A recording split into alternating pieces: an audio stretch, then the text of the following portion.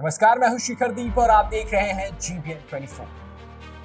Bharatiya Janata party को अब ये मान लेना चाहिए कि उत्तर प्रदेश में जो हार मिली है वो अभी भी उनको चुभ रही है। इसलिए मान लेना चाहिए उनको कि उत्तर प्रदेश की हार उनको दर्द दे रही है, और ये दर्द इसलिए ज्यादा दे रही है क्योंकि जो 400 पार का नारा था वो भी पूरा नहीं हो पाया।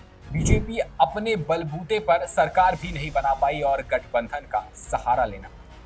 उत्तर प्रदेश की हार चुभ रही है बीजेपी को, और ये लगातार चुभ रही है। ये उत्तर प्रदेश की राजनीति में भी देखने को मिल रहा है। जब से चुनाव के नतीजे आए हैं तब से उत्तर प्रदेश की राजनीति में बीजेपी के खेमे में कुछ भी सही नहीं चल रहा है। इसे लेकर लगातार विपक्ष उन पर हमलावर हो रहा है। अभी आपने देखा होगा, कुछ दिन पहले ही केशव प्रसाद मौर्य दिल्ली आए थे, वो जेपी नड्डा से मिलकर गए। उन्होंने बयान भी दिया था कि संगठन सरकार से ऊपर है। वहीं योगी भी लगातार बयानबाजी कर रहे हैं, जिसमें उन्होंने भी एक बयान में कहा था कि हमारा ओवर कॉन्फिडेंस ही हमें ले डूबा। तो अभी देखने वाली बात है कि क्या योगी सरकार गिरने वाली है। हालांकि अखिलेश यादव की बातों से तो यही लग रहा है कि अब उत्तर प्रदेश में जल्द ही कुछ बड़ा हो सकता है। वैसे चुनाव यूपी में हारे हैं, 33 सीटें मिली हैं उन्हें, जबकि पिछले बार 60 सीटें मिली थी। सभा चुनाव 2024 में भारतीय जनता पार्टी को उत्तर प्रदेश में बड़ा झटका लगा था।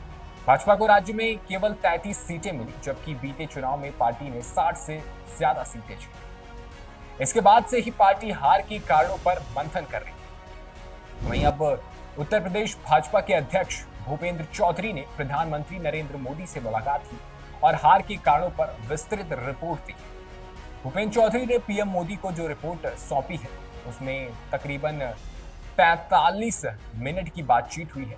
जानकारी के अनुसार बता दें कि पीएम मोदी ने जब उनसे पूछा कि क्या वजह रही उत्तर प्रदेश में इस हार की, तो भूपेंद्र चौधरी ने जवाब में बताया है कि उत्तर प्रदेश के जो हालत रहे उसमें जातीय समीकरण की भी बात कही गई है। तकरीबन 40,000 कार्यकर्ताओं से बात करके भूपेंद्र चौधरी ने 15 पन्नों की रिपोर्ट तैयार की।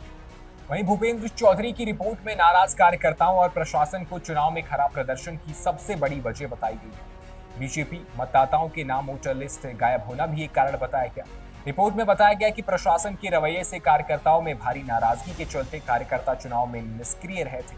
इसके साथ ही कई जगहों के अधिकारी पर विपक्षी उम्मीदवारों की मदद करने का भी मामला रिपोर्ट में सामने आया है।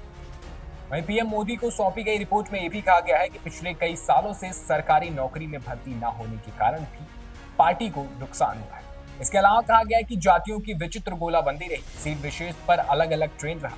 कई सीटों पर बीजेपी समर्थक जातियों ने भी बीजेपी उम्मीदवार को वोट नहीं दिया। इसका सीधा मतलब यही है कि कार्यकर्ताओं की उदासीनता भी भीतर घात का कारण है।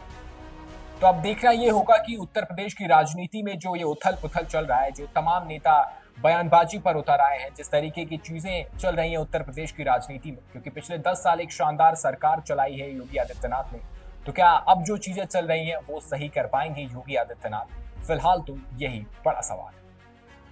अभी के लिए बस इतना ही। ऐसी तमाम खबरों के लिए बने रहे हमारे साथ और देखते रहें GBN 24।